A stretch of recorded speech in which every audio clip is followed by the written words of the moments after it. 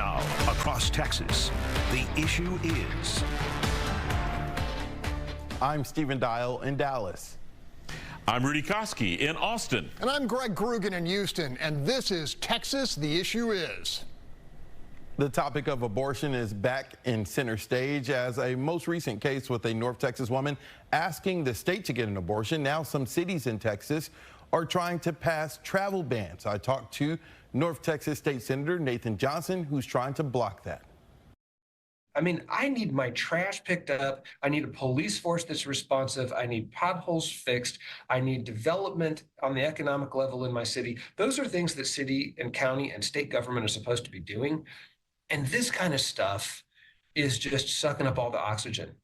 And I think it's irresponsible governance. And I think we need to do the job that the people elected us to do, which is provide an environment in which people can thrive and prosper. Of course, Democrats are in the minority in both the House and Senate. I've noticed that. What gives you confidence or a thought that this is something that your colleagues on the other side of the aisle may consider? I was absolutely certain that it was not going to move during the special session. But we do have a government where things move incrementally. And if you don't get started, you're not going to get to the finish line. So I thought it was important to get the conversation going. What gives me some confidence that people will take it seriously is that the Republicans in the legislature and in leadership have generally taken a pretty narrow view of local authority to govern actions of individuals. And so I think it would be consistent if you want to embrace it along ideological lines. I think it is perfectly consistent for a modern conservative who opposes local governments to say, hey, that's too far.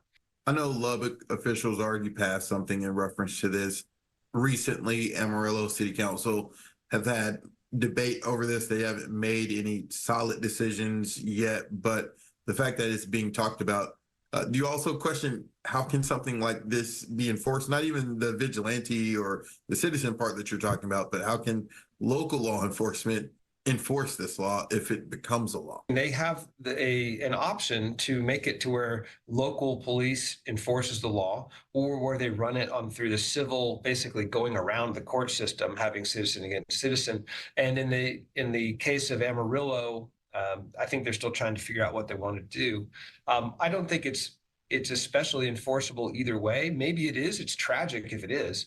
But I do think that simply having the bill there creates a problem. It creates that really hostile narrative that kind of puts us in an ugly state of society where we're all against each other.